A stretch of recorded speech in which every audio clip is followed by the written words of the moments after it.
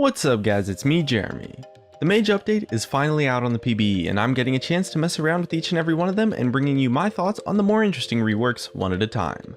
In this video we're taking a look at the new Malzahar. He's probably the champion who's going to have his overall playstyle of gameplay affected the most, and he's receiving quite a lot of changes, arguably more than any other mage champion in this spree of reworks coming out. He's been developed into quite the peculiar character and has a lot of new strengths but also a lot of new weaknesses. But I'm mostly wondering, how good is reworked Malzahar? Let's get started.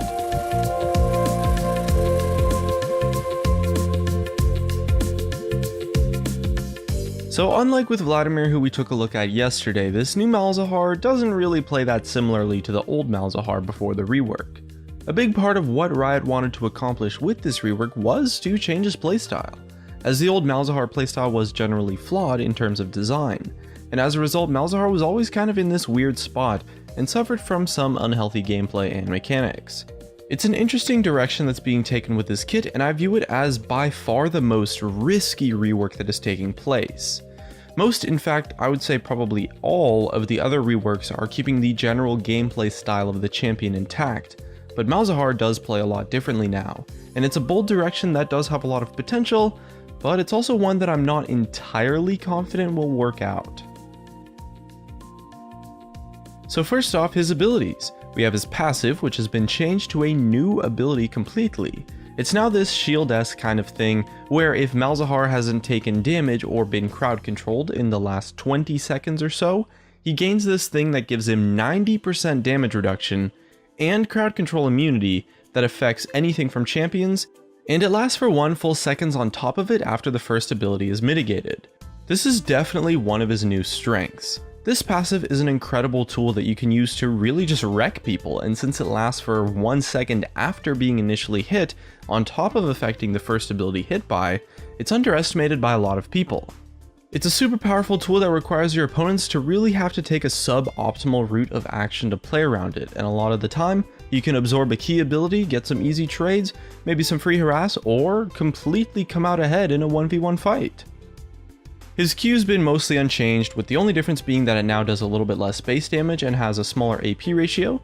It also silences for a shorter duration, but it does cost less mana and has a shorter cooldown, but other than that, it's completely the same. And his W is the big thing that's changing everything revolving around Malzahar. It's a completely new ability kind of based off of his old passive. It now spawns a Voidling on a target position. Voidlings scale with both attack damage and ability power. And on the first time a Voidling attacks a champion, large monster, epic monster, or assists in killing a unit, it spawns another Voidling with the same remaining duration. But Voidlings will not spawn more Voidlings when there is less than 4 seconds left in their duration. As well, once you spawn 3 Voidlings, all of your Voidlings gain 100% attack speed. They also deal triple damage to lane minions under 25% HP, so they're great for last hitting, and they prioritize attacking targets that are affected by Malefic Visions, his E, or Nether Grasp, his ultimate. And they have 100% increased movement speed when seeking out one of those 2 types of targets. This is a pretty complex ability, as I'm sure you can tell, as the Voidlings have a lot of mechanics on them, but this W is his new bread and his new butter. It's the new defining feature of what makes Malzahar Malzahar. His Voidlings do mixed damage, and you can often spawn out a ton at a time and just shred through people. And they proc spell effects like Rylai's, but they do not proc on-hit effects like Lifesteal or Blade of the Rune King, for example. And although they scale with both ability power and attack damage and deal mixed damage, the attack damage scaling of the Voidlings is far superior to the ability power scaling. It's literally about twice as much, so there's loads of potential for AD Malzahar there. His E is mostly unchanged, with the only difference being that the base damage and the AP ratio has been lowered and the mana cost has been reduced. And the mana refund portion of the ability was changed to 2% of your maximum mana instead of a flat amount. As well, if you now land your Q or your ultimate on a target that is affected by his E, Malefic Visions, it now refreshes the duration. So you can kind of surprise people with that by extending the duration of his E to be super long. His ultimate has received what might seem like a minor change, but the impact it has on creating his new playstyle is almost as much as his W actually. His ultimate has had the flat damage on it completely removed, and it now creates a zone on the ground that deals % max health damage to opponents standing in it. The percent max health damage is 6, 8, or 10% depending on the level of the ultimate, and it gains 1 extra percent per 100 AP. So essentially his ultimate does only a small fraction of the damage that it used to. Because of this, Malzahar's Burst Mage or Burst Assassin type of style has been thrown pretty much completely out the window, and since his Q and E also receive damage nerfs, he is without a doubt doing a lot less damage now at will, and he can't exactly one-shot people like before. Instead, the new Malzahar has shifted to playing entirely with his W. You can still kind of one-shot people, but only if you set the W up perfectly by spawning multiple Voidlings on someone, and then also refreshing the duration of Malefic Visions on them. His one-shot isn't completely gone, but it has become a lot more of just a gameplay fantasy because the setup required to pull it off is just a little ridiculous, which is fully intentional, and it's the way Riot wanted his rework to be. Instead, he plays a lot more like a sustained damage bruiser now, or maybe like almost a disruptor. As a result, he can probably find success in the top lane on top of the mid lane, and especially in the jungle for sure. I wouldn't be surprised if top or jungle becomes Malzahar's best role after this rework. Because Malzahar revolves around his W now, his attack damage playstyle actually has incredible potential.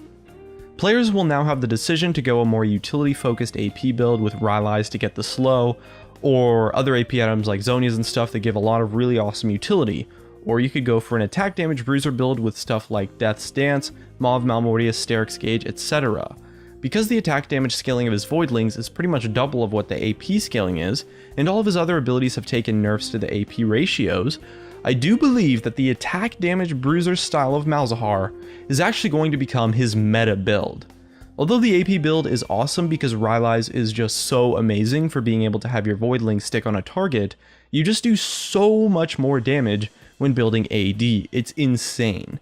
And he can totally shred through tanks like mad and just play with the AD carry and melt a tank instantly.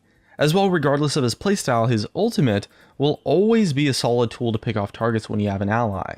It's a point and click suppress that still lasts for a long time, and it's still a great tool, it's just not something that you can use for the damage now. And because his attack damage bruiser style is really strong, as a result Malzahar jungle and Malzahar top are actually going to be really good the more I think about it. He excels versus immobile champions that are short ranged or maybe melee, and in the mid lane a lot of high range poke mages can be tough matchups. So it's not impossible that his matchups in general will be a little bit better in the top lane. As well, his jungle clear ability is incredible. It's honestly fantastic because of the way the Voidlings work, and you can actually solo Dragon as early as level 3 or 4 into the game.